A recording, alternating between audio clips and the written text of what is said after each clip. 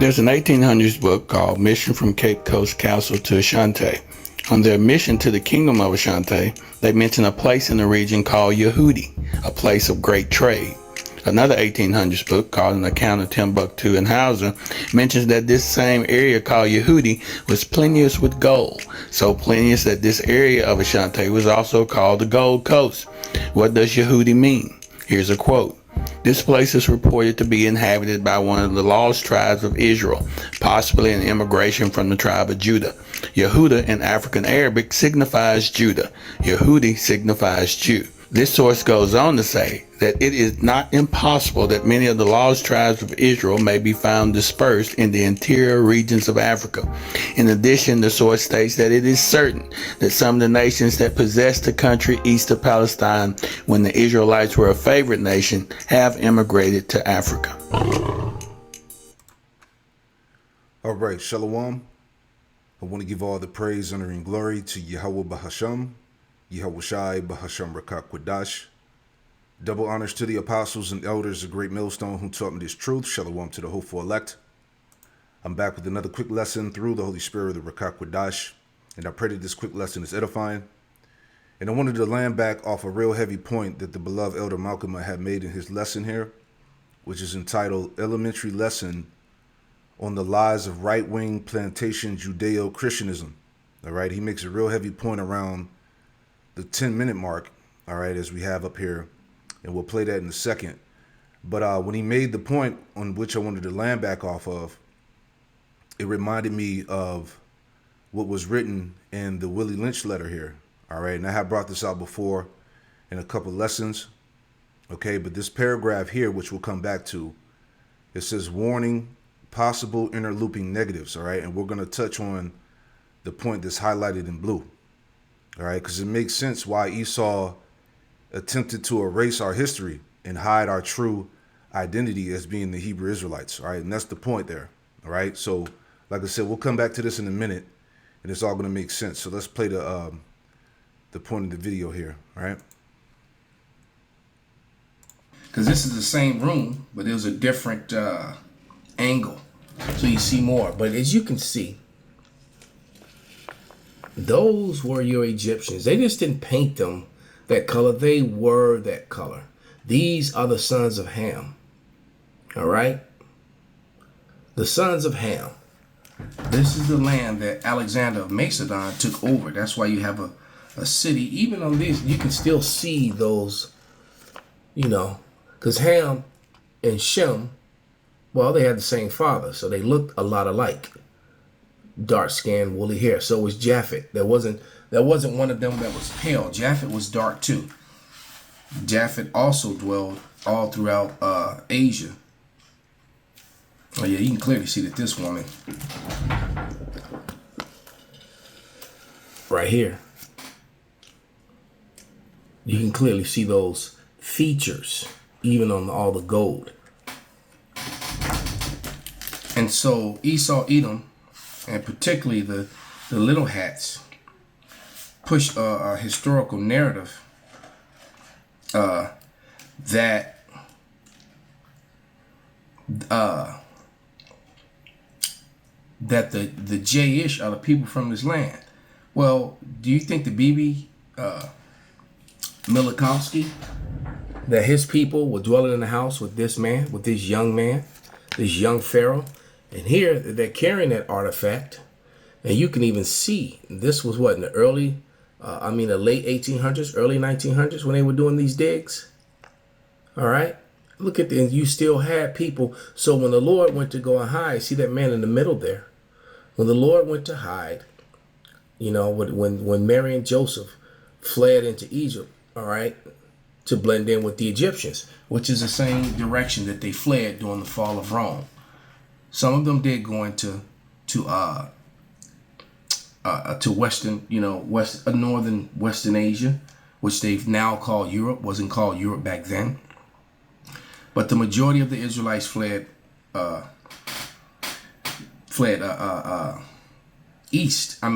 west into Africa, and end up settling in Africa. Guess this is what's on the cover. Okay.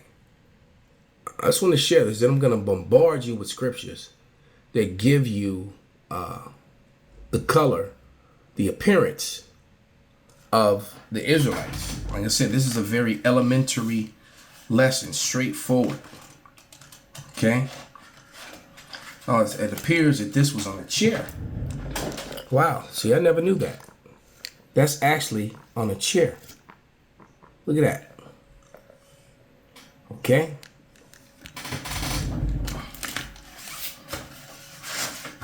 So this destroys the narrative that Catholicism, that Christianity pushes about the Egyptians, because the Christians have to make, that's why they always have, Ben Kingsley and people like that play people like him. Because Christianity has tried to make the Egyptians a pale people, because they're trying to make it fit the narrative of this racist. Christianity is just racist in itself. Okay, as a matter of fact, I'm going to read right here. So I guess this was in 3,000 years. Okay, here we go. So this is I'm going to read from this. This is what I'm actually about to read. Okay, and it says, with 100 plates of full color nudity photographed in Cairo from the Metropolitan Museum Art of Bolton. And that's another thing. Museums are places. I'm gonna tell you what a museum is. A museum is a place that's basically a scene of a crime. Museum is a place of proof of theft, because they own these things, they collect these things, and they're worth millions. Why do I need to hold the things from your country and the wealth and the riches from your country in a building in my country? So museums are nothing but the evidence of the scene of the crime. That's what a museum is. It's proof of colonialism. It is proof of land theft. It is proof of conquering, of theft, rape, robbery, and murder. But here, it says, with 100 plates of full color newly photographed in Cairo for the Metropolitan Museum, the Art of Bolton, 103 photographs in black and white taken by Harry Burton at the time of his discovery. Text in I.E.S. Edwards. The forward by Thomas F. Hoving, director of the Metropolitan Museum, is what I'm reading the forward. Never before in literature or photography of Egyptology, see, this is something that Esaw Edom created and gave it to so-called, this is why, Negroes want to hold on to that. I have a cousin who has a comic book series, an art series that he's been doing for the last 30-something years. And all his art is based upon Egyptians and connecting that to Negroes, not understanding that we're the Israelites, and that the Israelites were the greatest thing that came out of Egypt. Exactly. So that's the point here, man. This is why, all right, as he's saying that, our people are so heavily tied to Egypt. Okay, Pan-Africanism, so-called Black history, which we'll touch on this in a minute, right? Not knowing that we were actually the slaves under Egypt.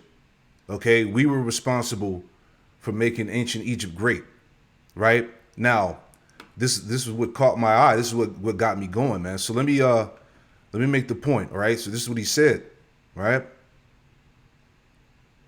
So let's go here.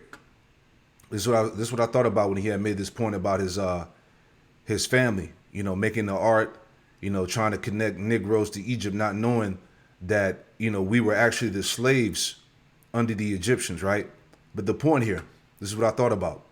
So this is from the Willie Lynch letter, right? And it's all going to make sense in a second, right? Willie Lynch letter, The Making of a Slave, right? And here's the point in the blue.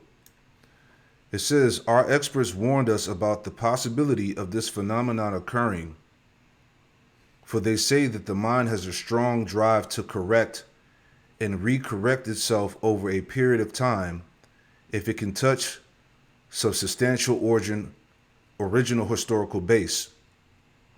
And they advised us that the best way to deal with the phenomenon is to shave off the brute's mental history. All right, talking about the tribes. All right, you Negro, Latino, Native Americans, and Hispanics. This is what Esau did. All right, it says the best way to deal with the phenomenon is to shave off the brute's mental history and create a multiplicity of phenomenon of illusions, so that each illusion will twirl in its own orbit, something similar to floating balls in a vacuum, right? So now, which I should have did this before. So I had it where I put it in the chat GPT and had it, broken down in simple terms, right? Let's pull that up.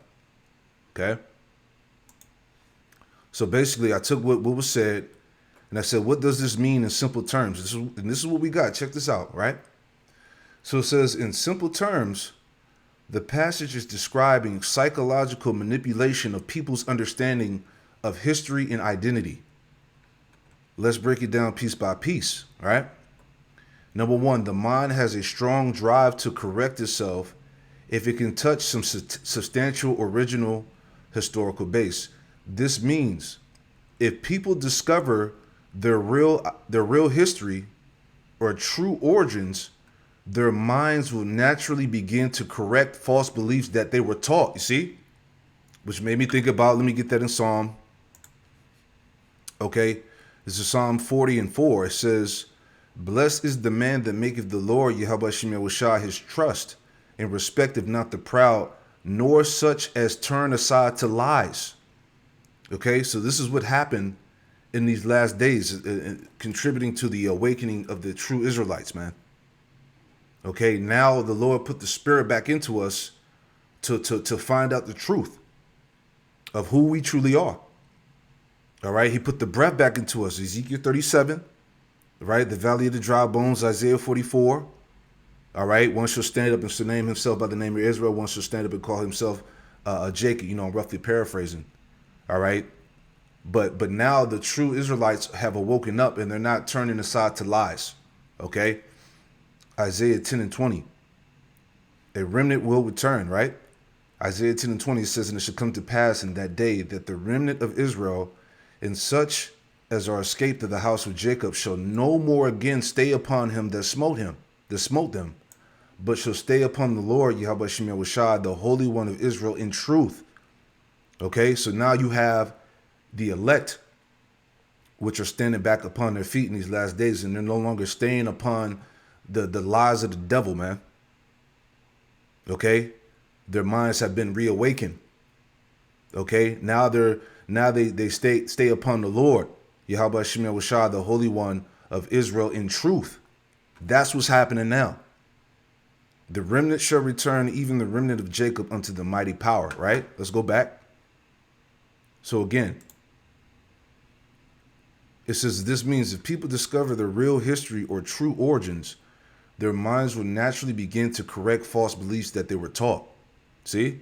In other words, truth about history can wake people up. Ooh, man, let me get that in the Apocrypha, right? Bear with me. This is 2nd Ezra 6. Bear with me. Okay, 2nd Ezra 6. And starting at 27. And it reads, it says, for evil shall be put out and deceit shall be quenched. All right, deceit is being quenched by the Holy Spirit, man.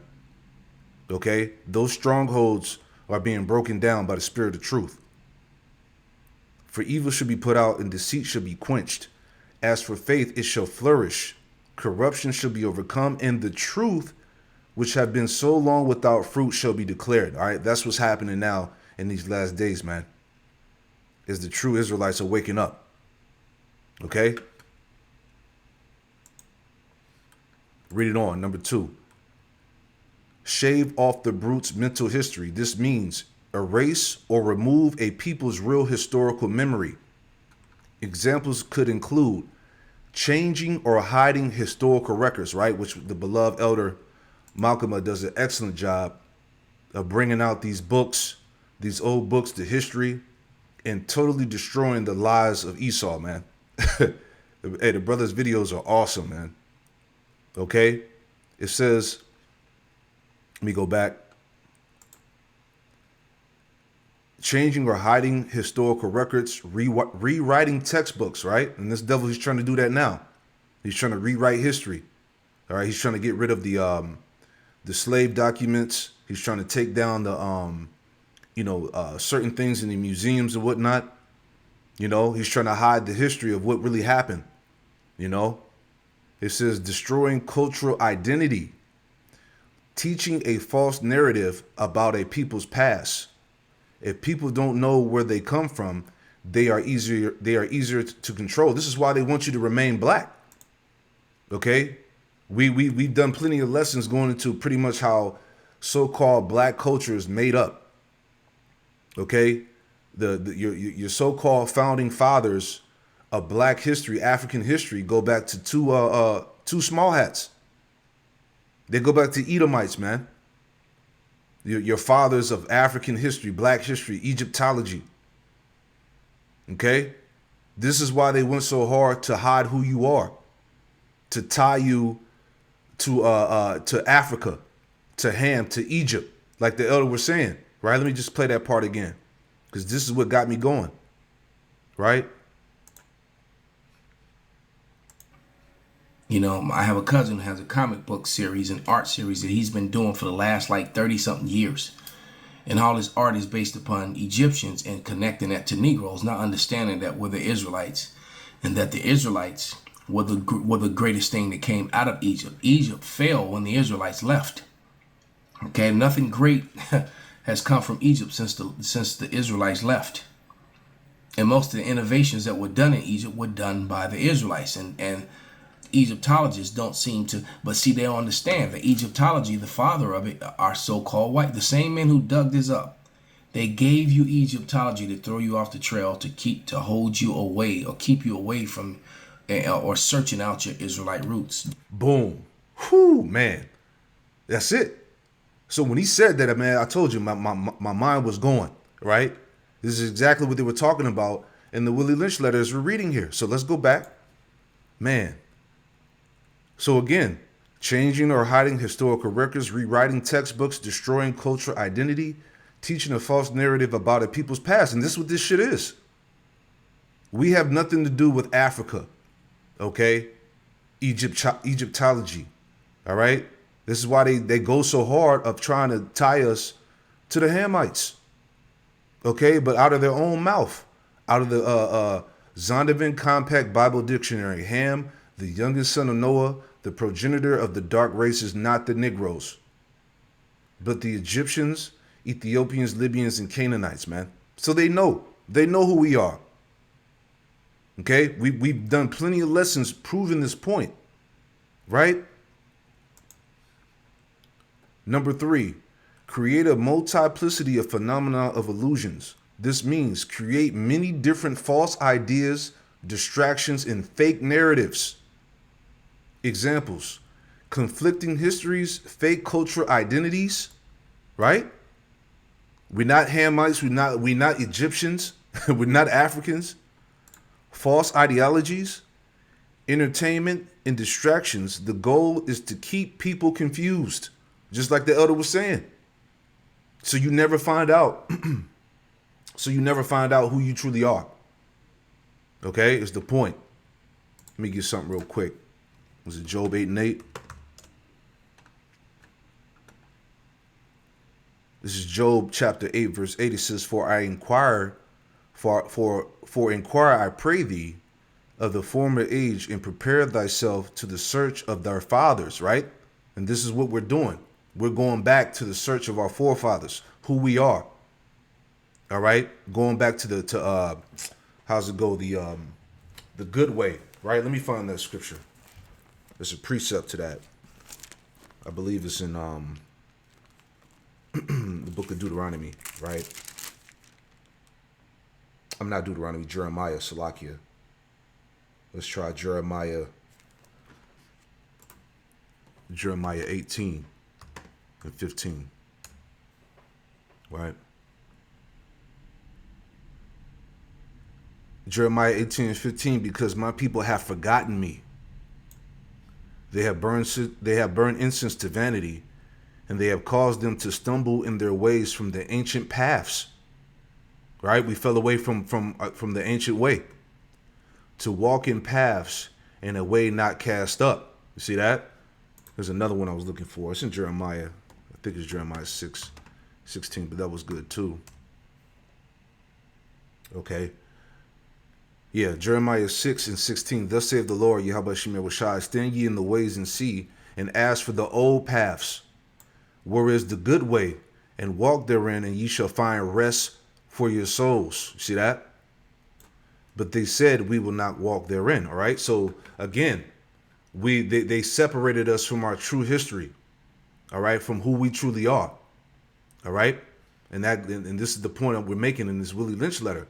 All right, even though they did this, prophecy still had it where we would come back to remembrance. We'll get that in a minute too. Right. Number 4. Each illusion will twirl in its own orbit like floating balls in a vacuum. This means each false idea exists separately, so people argue about many different things but never reach real truth. Exactly, and that's the whole shit behind the this African shit, man. This Egyptology. Okay, the circus that goes on, with these debates. But nobody comes to the conclusion of who we are.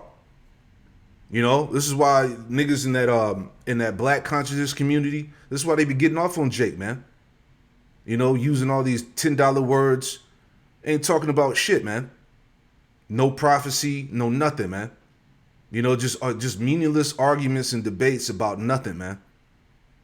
All right, this black history nonsense. It's all vanity, right? So people argue about many different things, but never reach the real truth.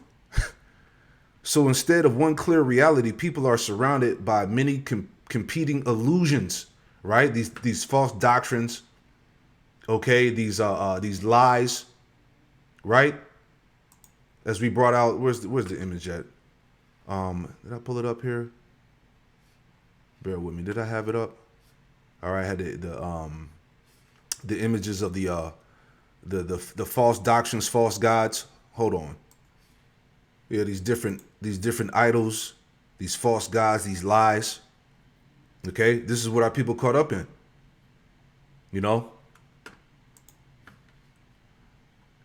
Overall meaning. The passage is saying that people can wake up if they discover their true history. So the way to control them is to erase their real history, replace it with many false ideas, keep them distracted and confused so their minds never reconnect with the truth. You see? And this is what Esau did. Right? Let's add a little bit more here, man. That's why I said this point that the elder made was so heavy. Okay? This is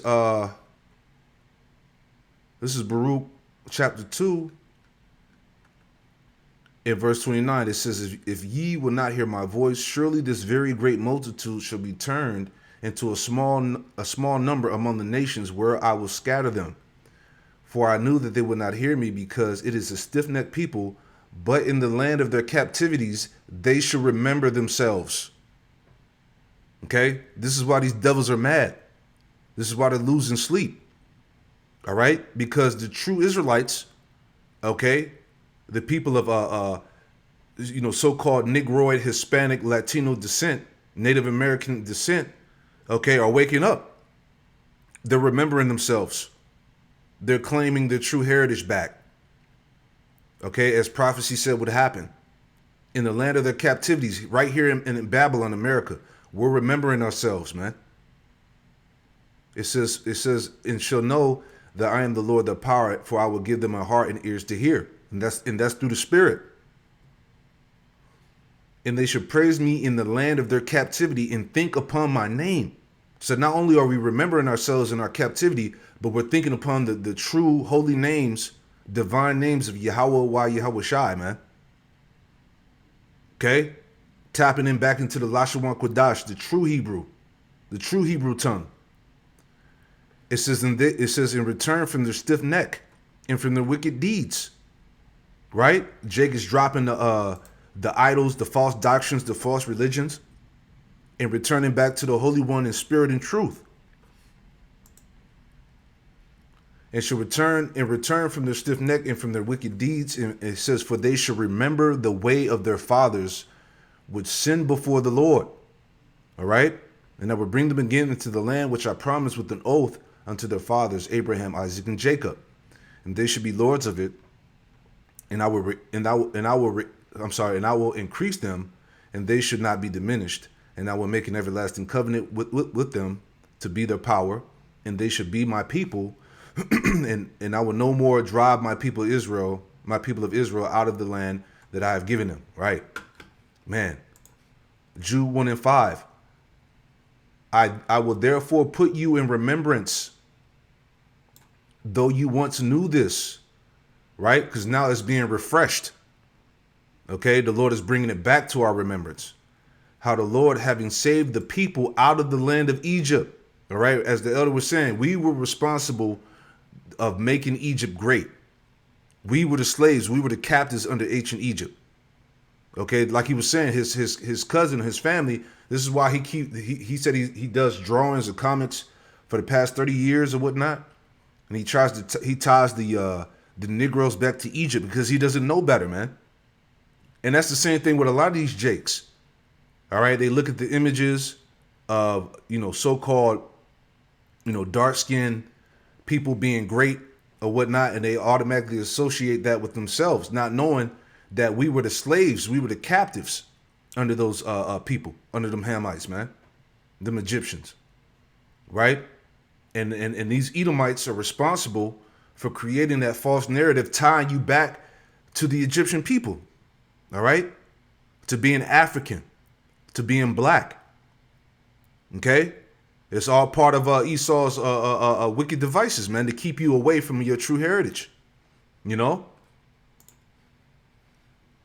Having saved the people out of the land of Egypt, afterward destroyed them that believe not, all right? Psalm 62 and 4, they only consult to cast him down from his excellency, all right? To separate you from your power, from your heritage. They delight in lies, you see? These are all lies, okay? Egyptology, African history, all right? African American studies, you being black. These are all lies that were created by Esau. It says, they delight in lies, they bless with the mouth, but they curse inwardly. Salah, all right? Psalm 83 and 1, keep not thy silence, keep not thou silence, O power, hold not thy peace, and be not still, O power. For lo, thy enemies make a tumult, and they that hate thee have lifted up the head. Verse 3 to point. They have taken crafty counsel against thy people, all right? The crafty counsel is what? The false narratives, the lies, okay? The false doctrines, the idols, all right? That's that vacuum of, what did it say? The vacuum, what did he call it? Each illusion will twirl in its own orbit like floating balls in a vacuum, right?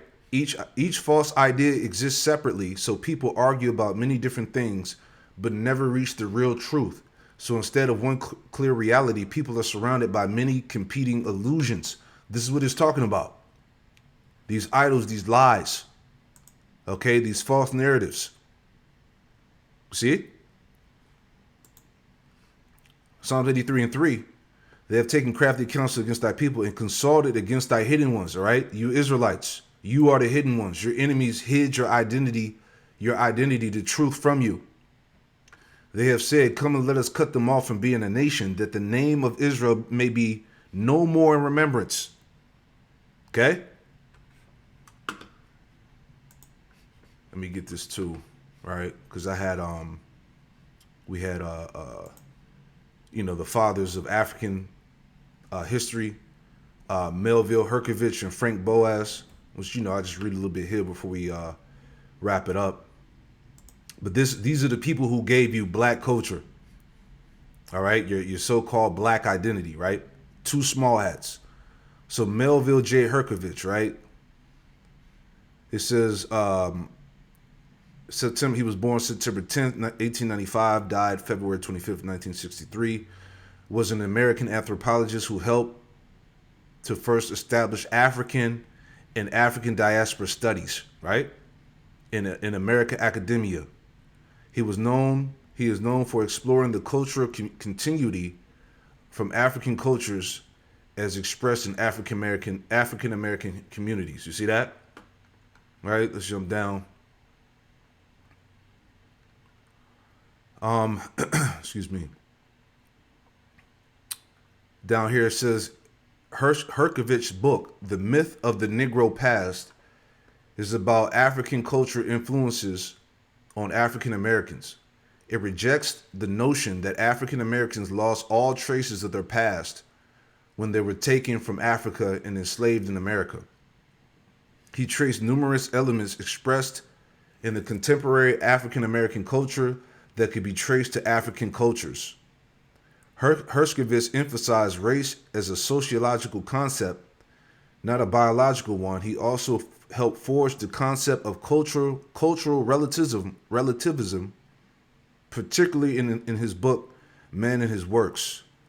This book examines in depth the effects of westernization on Africans of diverse cultures who were brought during slavery to the Americas. You see, so he's a main staple behind this idea of you being an African American, man, in the so-called African American history, and who was then developed in a distinctively different African American culture as a product of this displacement.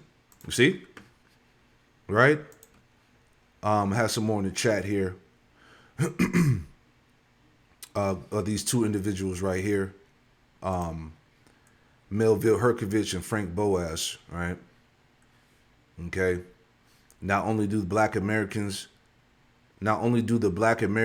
out of Africa motherland concept come from white eugenist Charles Darwin, but the Black American historical connection to the landmass presently known as Africa is based upon two Jayish men for the sole purpose of suppressing records of Black Americans' origins and indigenous history in America within academic institutions created by white supremacy. Boom. All right. Herkovich was a student of Franz Boas. It says evidence of the source. Let's jump down.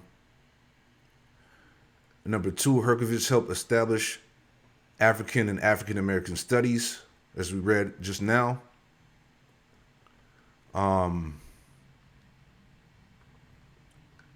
Let's see. Academic source on Boas influence. Boas shaped methodology used by Herkovich. Herkovitz's work reflected the strong influence of Franz Boas.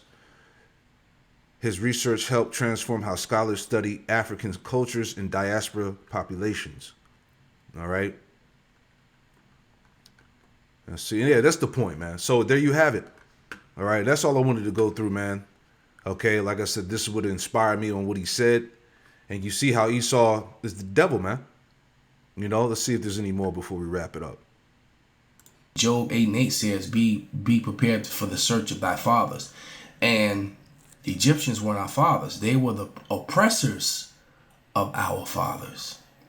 I told you this lesson will be very elementary but straightforward. All right.